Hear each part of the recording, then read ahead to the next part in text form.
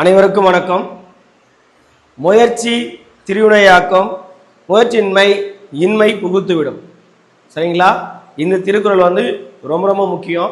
எதுக்காகனா, இப்போ நம்ம கொடுத்துருக்க குரூப் 4 கால்ஃபர், சரிங்களா, உங்கள் வாழ்க்கையில் எப்போ நீங்கள் முயற்சி எடுத்துகிட்டே இருக்கீங்களோ அப்போலாம் நீங்கள் உயிரோடு இருக்கிறதா அர்த்தம். முயற்சி இல்லை அப்படின்னா உயிரற்ற ஒரு பொருளாக நம்ம ஆகிடும். சரிங்களா? தேர்வுக்காக தயாராகும் அனைத்து மாணவர்களுக்கும் நான் சொல்கிற முதல் பொருள் என்னென்னா, நீங்கள் கிட்டத்தட்ட ஒரு 80% உங்களுடைய இலக்கை நோக்கி வந்துட்டு இருப்பீங்க. ஆனால் நம்மளால் வெற்றி பெறவே முடியல அப்படின்னு சொல்லிட்டு திருமணம் பண்ணுவீங்க, திரும்பி பேக் போயிடுவீங்க. அது செய்யாதீங்க. எதுக்காக சொல்கிறேன் அப்படின்னா, கடந்த ஆண்டு தேர்வில் முயற்சி செய்து தோல்வி விட்டுற மாணவர்களை என்ன செய்வாங்க, போனோம்னா தோத்துட்டோம் அப்படின்வாங்க. ஆனால் அப்படி இல்லை, முயற்சி செஞ்சுக்கிட்டே இருக்கணும். முயற்சி போன வருடம் தோல்வி விடுற மாணவர்கள் தொடர்ந்து நீங்கள் தேர்வை படிச்சுட்டே இருந்தீங்கன்னா இப்போ வர தேர்வில் ஈஸியாக வெற்றி பெற முடியும். எப்படின்னு கேட்குறீங்களா? பார்ப்போம். சரிங்களா? ஒன்றும் இல்லை, இப்போ குரூப் 4 கால்ஃபர் வந்துடுச்சு. 25/4/2025 கால்ஃபர் கொடுத்துருக்காங்க. சரிங்களா? தேர்வு நாள் வந்து 12/7/2025. ஸோ ஆல்மோஸ்ட் நம்மளுக்கு இருக்கிற நாள் கணக்கு பார்த்தீங்கன்னா 75 டேஸ் இருக்குது. எத்தனை நாள் இருக்குது? 90 நாள் கணக்கு இருக்கணும். பட் 75 டேஸ் தான் இருக்குது.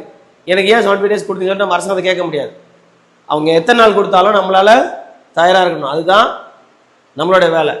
சரி, 75 டேஸ் இன்ட்டு 18 ஹவர்ஸ் கணக்கு பண்ணுங்க. கணக்கு பண்ணிங்கன்னா கிட்டத்தட்ட 1350 மணி நேரம் இருக்குது. எவ்வளோ? 1350 மணி நேரம். இந்த 1350 மணி நேரத்தில் 50 மணி நேரம் விட்டுருங்க உங்களுடைய இதர ஆக்டிவிட்டீஸுக்கு. ஒரு நாளைக்கு 18 மணி நேரம் படிக்கணும். நீங்கள் ஒரு வருஷம் படிச்சலாம் முக்கியம் இல்லை. இப்போ நான் 3 மாதத்தில் படிக்கிறேன் அப்படின்னா 18 மணி நேரம் ப்ரிப்பேர் பண்ணலாம். 24 மணி நேரத்தில் 18 மணி நேரம் பண்ணால் 6 மணி நேரம் தான் இருக்கும். சார், அப்போ 4 மணி நேரம் என்ன பண்ண முடியும்? 6 மணி நேரம் தூங்கணும், வேறு வழியே கிடையாது. 6 மணி நேரம் 3 மாதம் ப்ராக்டிஸ் பண்ணி தூங்குனீங்கன்னா உங்களால் அச்சீவ் பண்ண முடியும். சரிங்களா? இப்போ பார்ப்போம். இதில் 1300 மணி நேரத்தை நாம் எப்படி பிரித்து எப்படி படிக்க போகிறோன்றதை நான் உங்களுக்கு விளக்கமாக சொல்கிறேன். இப்போ வெயிட் பண்ணுங்கள். சரி, ஓகே. இப்போ இந்த குரூப் 4க்கு யாரெல்லாம் விண்ணப்பிக்கலாம் அப்படின்றத உங்களுக்கு நான் பேசிக்காக சொல்கிறேன். அதே மாதிரி என்னென்ன போஸ்டிங் இருக்குது, இதுக்கு நம்ம என்ன படிக்கணும், முதல்ல எதை படிக்கணும், இது உங்களுக்கு டீட்டெயிலாக சொல்கிறேன். பார்ப்போம். சரி, ஓகே. இதில் வந்து முதல்ல இந்த தேர்வுக்கு இந்த டேட்டை முதல்ல பாருங்க. சரிங்களா? இந்த டேட்டில் வந்து அறிவிக்கிற நாள், இந்த அறிவிக்கிற நாள் வந்து 25/4/2025. இணைய விண்ணப்பத்தை சமர்ப்பிக்கிற கடைசி நாள் வந்து 24/5/2025. 12 மணி கிடையாதுங்க, 11:59. சரிங்களா? பிற்பகல். விண்ணப்பத்தை திருத்தலாம். எப்படின்னா, பிஎஸ்டிஎம்.